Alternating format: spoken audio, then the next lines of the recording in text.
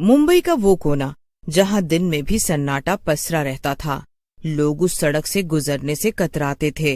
कहते थे वहाँ एक बूढ़ी औरत वड़ा पाव बेचती है। उस दुकान का नाम था काया वड़ा पाव ईटिंग पॉइंट। वो रात के 12 बजे तक खुला रहता था।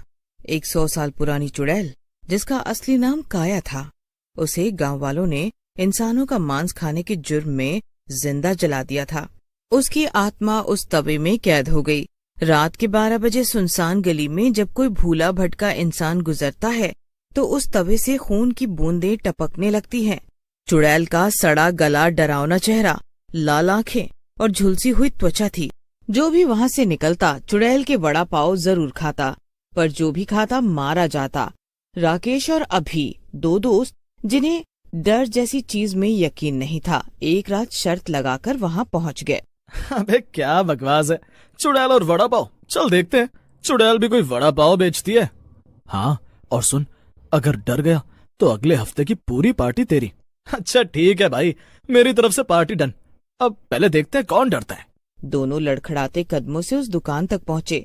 एक भयानक बूढ़ी औरत, झुर्रियों भरा डरावना चेहरा, लाल चमकती हुई आंखें, तवे पर वड़ा पाव मसाला तलती हुई दिखाई दी। चारों तरफ धुंध और कोहरे का माहौल था। ये बहुत खौफनाक नजारा लग रहा था। वो दुकान एक सुनसान गली में थी। उसके तवे से भयानक बदबू उठ रही थी। वातावरण स्याह, डरावना और सिहरन पैदा करने वाला था। अगल बगल सुनसान, चारों तरफ सन्नाटा। जैसे जैसे दोनों आगे बढ़ते हैं, कदमों की आवाज और उनकी परछाई छोटी होती जा रही थी। कौन है? भूख लगी है क्या? मेरे वड़ा पाव खाकर देखो, तीखी चटनी के साथ मजा आ जाएगा। हाँ अम्मा, 2 वड़ा पाव बना दे। और ये बताओ, तुम चुड़ैल हो क्या? पता नहीं बेटा, लोग बोलते हैं। तुम बताओ, तुमको लगती हूँ क्या? अभी कुछ पल उसका चेहरा गौर से देखता है और कहता है, ऐसे बनकर रहोगी तो लगोगी ही। बूढ़ी औरत ने बिना कुछ बोले वड़ा पाव बनाना शुरू किया। अचानक एक अजीब सी गंध फैल गई। ऐसा लगा जैसे जलती हुई हड्डियों की बू आ रही हो।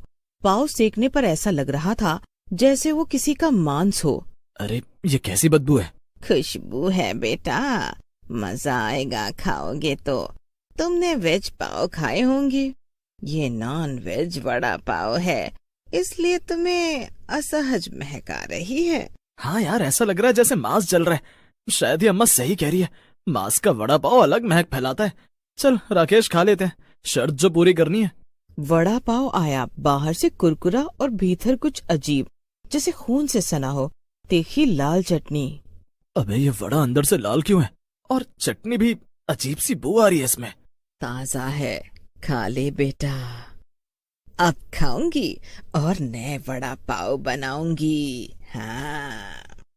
दोनों ने डरते डरते वड़ा पाव खा लिया। अगले ही पल राकेश का पेट दर्द करने लगा और उसने उल्टी कर दी।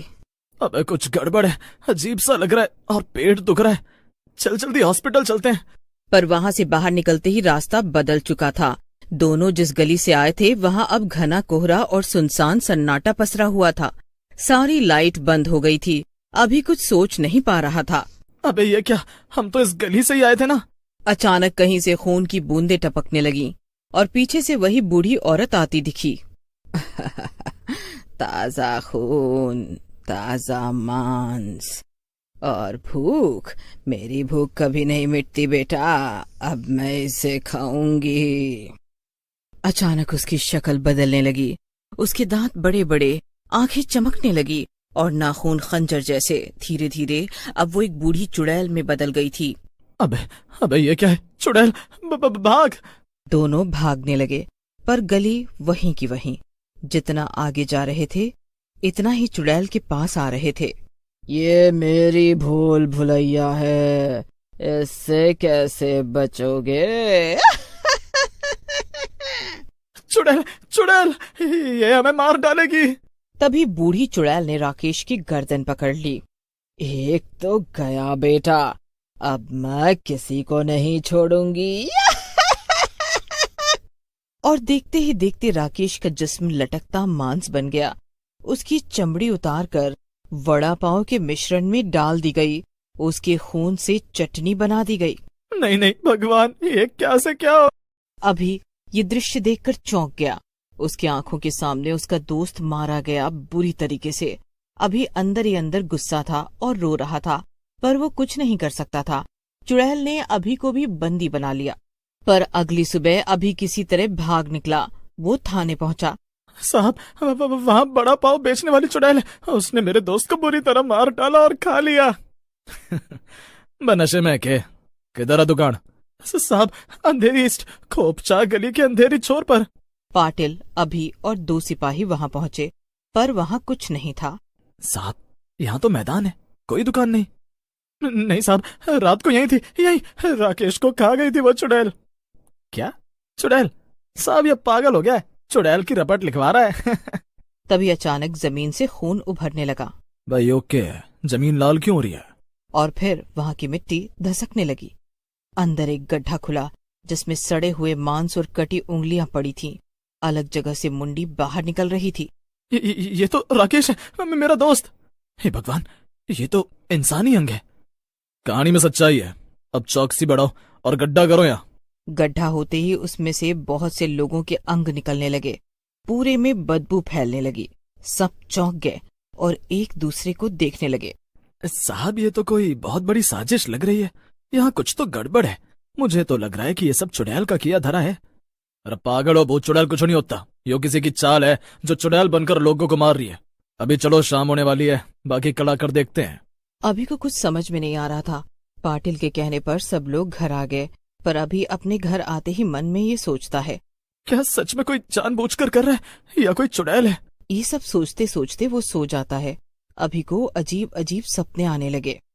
तू कुछ नहीं कर सकता मेरा, तेरा दोस्त तो गया। बड़ा आया था मुझसे पंगा लेने, आगे से दिमाग में बिठा ले। खोया चुड़ैल किसी के चंगुल में नहीं रहती। चुड़ैल देख अभी की आंखें खुल गई। वो पूरा पसीना पसीना हो गया। फिर वो पानी पीकर दोबारा सो जाता है।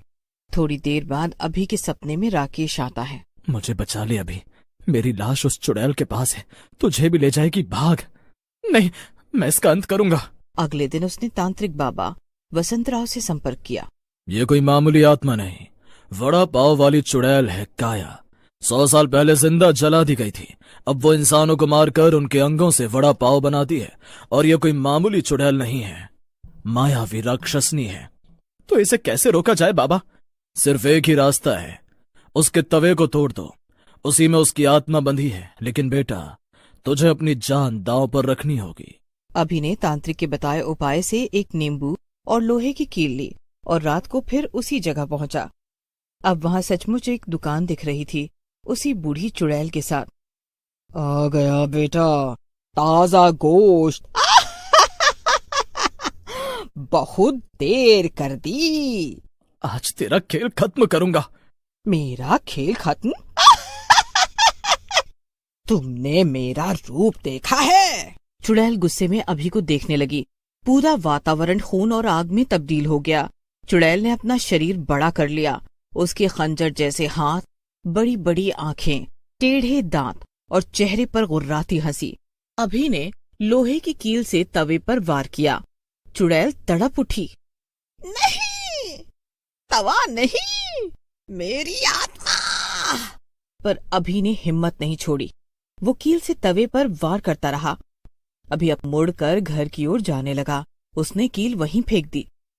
रुक रुक, अरे बाबा रुक, खेल तो अभी शुरू हुआ है। अभी अपने आप को बहुत छुड़ाता है। चुड़ैल उसे तवे पर लेकर जाती है। तभी अभी चुड़ैल का तवा दूसरी ओर फेंक देता है। चुड़ैल तवा लेने जाती है, तभी अभी उसका पूरा ठेला जला देता है। अचानक तवे से आग की लपटें निकलती हैं। चुड़ैल आग में घिर जाती है। फिर वो आग में जलकर राख बन जाती है। माहौल में भयानक सन्नाटा आ जाता है। गली में पड़े तवे की राख से अब भी धुआं उठ रहा है। तभी वहां पुलिस आ जाती है और पुलिस वहां नो एंट्री बैनर लगा देती है।